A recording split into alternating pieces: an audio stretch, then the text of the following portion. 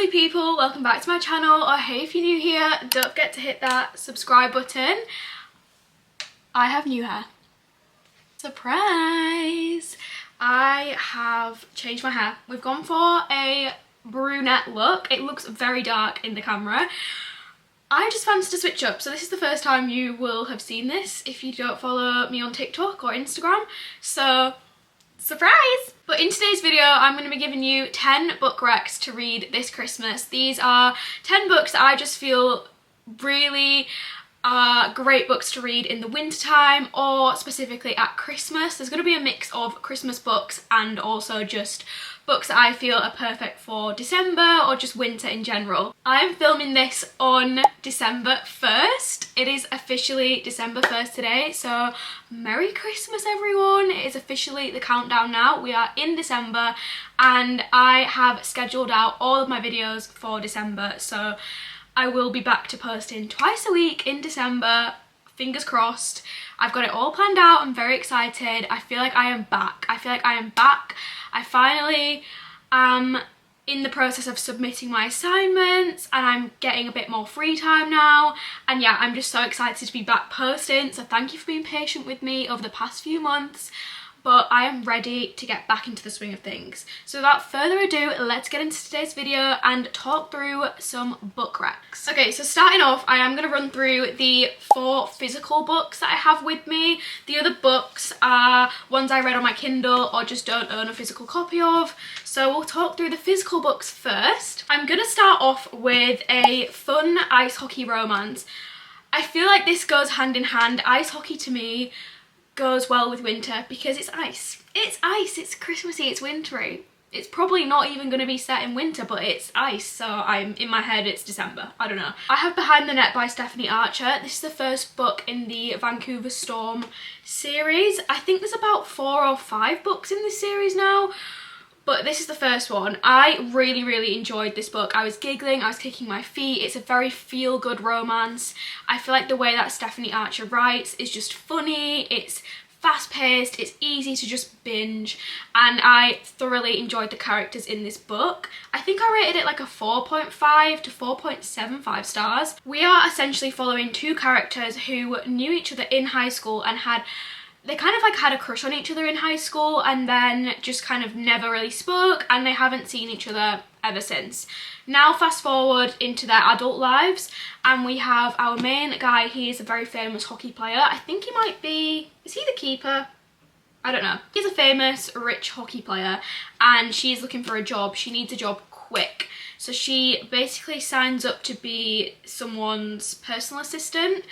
And it turns out it's this guy. She shows up to work and it's this guy and she's like, oh my gosh, freaking out. I know this guy. I used to have the biggest crush on him in high school and now I have to be his live-in assistant.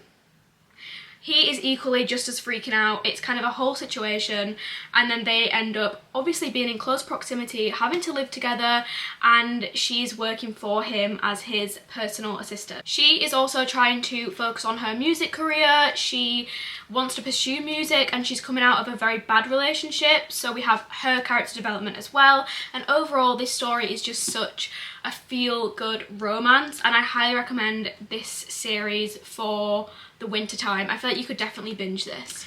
I have not 1 but 2 Kristin Hannah books to recommend to you for this winter season. I love Kristin Hannah. She is my favourite author, as I always talk about. I love her so much. I love her books so much. And I feel like these 2 books in particular are just very much winter vibes. They are literally set in the winter, so what better time to read them than now? First up, the most obvious one is Winter Garden. This one is such an impactful book. I thoroughly enjoyed my reading time with this. I feel like I learned so much, which if you're new to Kristin Hannah, then you're going to read her books and leave the experience learning so much information that you might not have known before or expanding your knowledge on a certain topic.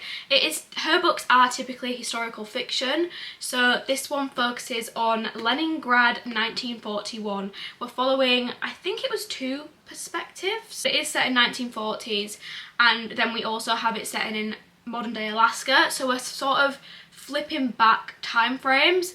Essentially we have this mum and she's talking through her life story to her daughters, and her daughters don't really feel this connection with their mum. They never really have, and they don't really know why that is. Now their mum is finally telling her story, and they are finally finding out why their mum is the way that she is, why she's a bit closed off. And yeah, it's so emotional. There was so much that happened in this book, and I do remember now, yes, we are in two perspectives. There is two sisters, and they are very different sisters, and then we also have the mum. We're being transported back in time to the mum when she is a lot younger. I absolutely loved this book. Like it says in the title, Winter Garden. Perfect time to read it is right now. The next book from Kristin Hannah is The Great Alone. This one is set in Alaska. We're in the perspective of a 13 or 14-year-old girl, and she is dealing with some very crazy parents. They are not nice. Specifically the dad, he's horrible, but her parents are always arguing. And we're in her perspective. So essentially her dad is a war veteran, and he decides to impulsively up and move the family after to Alaska. They're now living in the middle of nowhere. They have to survive every day in these crazy cold conditions. They have to source their food, like there's no one around them, they don't even have neighbours. The main character is learning to cope with this. Obviously she's a young girl, she's been up and rooted to a completely different place, and not only that, but her dad is not a nice guy. He is very abusive and very scary. We're following her when she's 14, when they first moved there, all throughout her teenage years to when she's older. And yeah, we're seeing her lifespan in Alaska, how she's dealing with it, and it's just such, again, an emotional, impactful story. I thoroughly enjoyed this one. This is a 5-star read for me, and if I could recommend any Kristin Hannah book, I think I would recommend The Great Alone. The final physical book I have with me is Beartown by Fredrik Backman.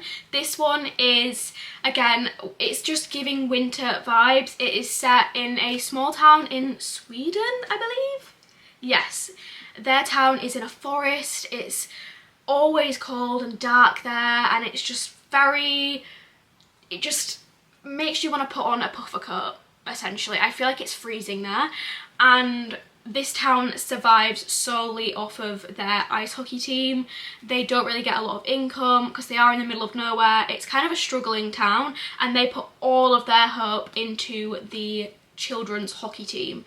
So we are following so many POVs in this book. That is a very unique thing about this book, I will say, is that it's not just like 1 to 3 POVs, it is like everyone in the town, which we really get a wider perspective of the story. Something very bad happens, and it divides the town in half. So we have half of the town willing to brush it under the rug and just move on for the sake of the hockey team and the benefit of the town, and then we have the other half who are like, nope, this needs to be spoken about, we need to find justice for this event.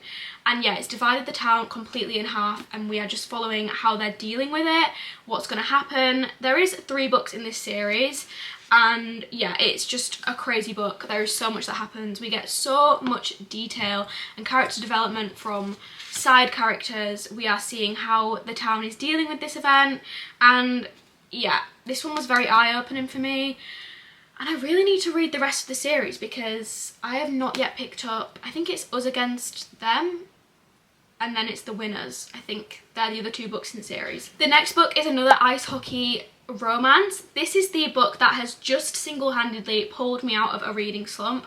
I have not read a book in literally probably over a month. I read 1 book in October at the start, and then I have just literally finished my first book of November since then. I've been in a crazy reading slump, but I binged this book in essentially 24 hours. It just was so bingeable. I was obsessed, so I have to recommend it to you guys.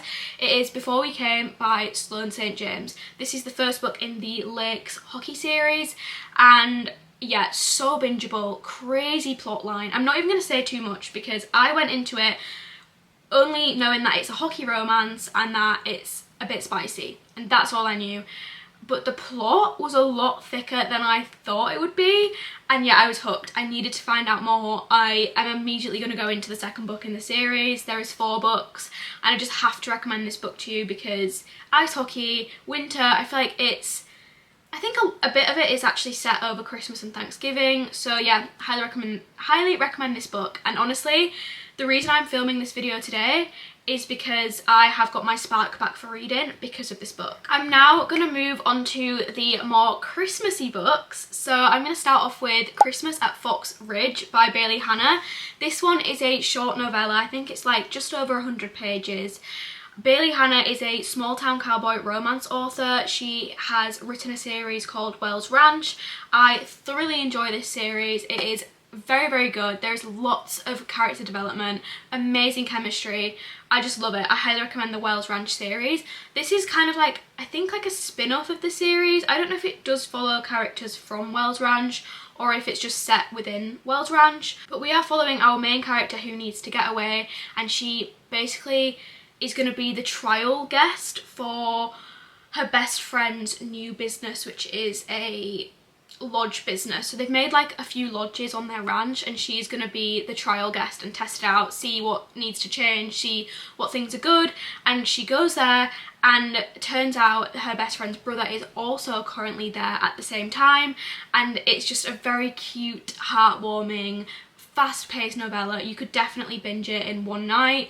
I thoroughly enjoyed it. I love Bailey Hannah's writing style, and yeah, I feel like Christmas is really good for short, snappy novellas rather than massive Christmas books, in my opinion.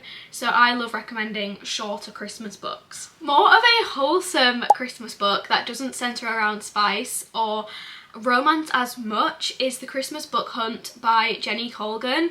I read this one on my Kindle last Christmas and I literally loved it. It was so wholesome, so cute. It was like weirdly nostalgic to me. I'm not sure why. We are following our main character who is trying to find this very archival, old historic book. She needs it, and she's basically sent on a hunt to find it. And we are also following our love interest who has also been sent on a hunt to find it, and they are going head to head. But essentially it's like competition time. Who can find this archival, historic book that is worth so much money, and they need it. Both characters need it for different reasons, and they're just trying to get it. They're touring loads of different bookstores in loads of different small towns, staying in little cozy inns, and they both know that each other kind of want this book, and they're kind of playing it a bit coy. It's so cozy because the characters are staying in very small, quaint inns, and they're staying in very cozy little towns and going around bookshops.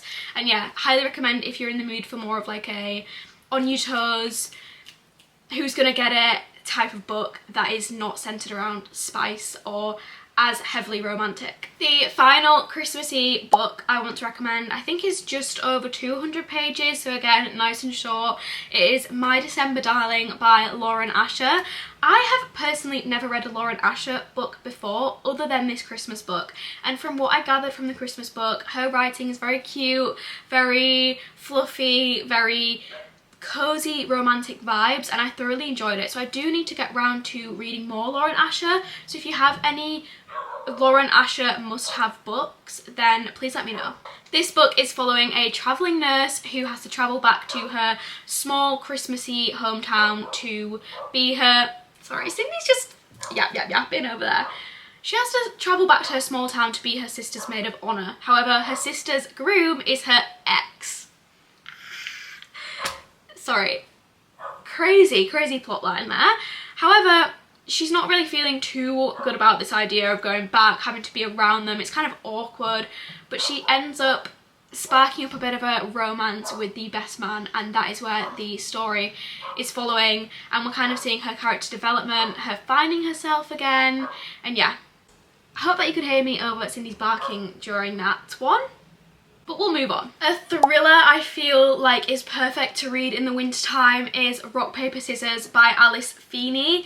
This book is literally so creepy and eerie and wintry. I feel like the winter element is a whole character of its own, because we are following two people who have to go to Scotland to stay in this creepy house, and they have to like drive through crazy amounts of snow, and it's very wintry. They're in the middle of the Scottish Highlands and it's literally a snowstorm, and then they're staying in this like old, it's not abandoned, it's like a church like Airbnb type thing, I don't know. And it's really, really creepy. Alice Feeney's thrillers have a knack for creating the creepiest atmosphere, and I genuinely never guess the plot twist in an Alice Feeney book. I always feel like I'm going to guess it, and then I end up turning 180 and not being able to guess it. I love Alice Feeney thrillers. She's one of my favourite thriller authors, and I highly recommend her books if you've not read one before, especially this one for this time of year, because it made me feel so creeped out and so eerie. And the final book I'm going to recommend this winter is I Who Have Never Known Men by Jacqueline Harpman. This one is one I don't typically speak about, but I read a long time ago. Like 2 years ago, not that long ago, but I read it quite a while ago, and I thoroughly enjoy this book. And I do find myself occasionally thinking about it and thinking about the plot and thinking about the hidden meaning in the story, because it's one of those books that is going to really get you thinking, and it kind of leaves you not even knowing what you just read. And there are so many different ways that you can interpret the story, interpret the deeper meaning. And I do enjoy books like this from time to time. And yeah, I think if you read this book, you will genuinely find yourself occasionally coming back to it and thinking, gosh, I have a new interpretation of this story. And even now, like 2 years later, I still think about it sometimes. This is like a dystopian women's fiction book. It is a feminist novel. It's very, very short. And we are kind of following like a group of women in this world. We don't even know where it is, what year it is. It's just very strange. They are all caged in, and we don't really know why. We literally don't know anything other than the current events that are happening within the area the book is focused on. We don't know where they are, the time frame, what's happening. And the whole way through, it kind of stays like that. And you kind of just have to guess what's happening and interpret it in your own way throughout. But it left me with so many questions, and I did like a big deep dive on TikTok and other people's reviews on Goodreads after reading it. And I love books that are going to get you thinking, and I think it is such a powerful story to read. And it kind of resonates with me at winter because I read it in winter time. So this is just one of those books that if you read it in summertime, you're probably going to think it's a not summary book, but you'd maybe recommend it more for summer. But because I read it in winter, it resonates with me that it's a winter book. But that is all of my book recs for winter. As always, let me know in the comments any super wintry books that you want to recommend to me. I am very much in the mood for any genre at the moment. I'm just getting back into reading, so literally any genre of book that you think is wintry, please let me know in the comments. I hope that you have managed to find 1 or 2 books to add to your TBR this winter, because all of these books are great in so many ways. So I really hope that you get to reading some of them. Thank you so much for watching today's video. Expect weekly uploads now because I am back. I'm back. Thank you for being patient the last couple of months. I appreciate you all. Have a great rest of your day. Don't forget to like and subscribe, and I will see you in the next one. Bye.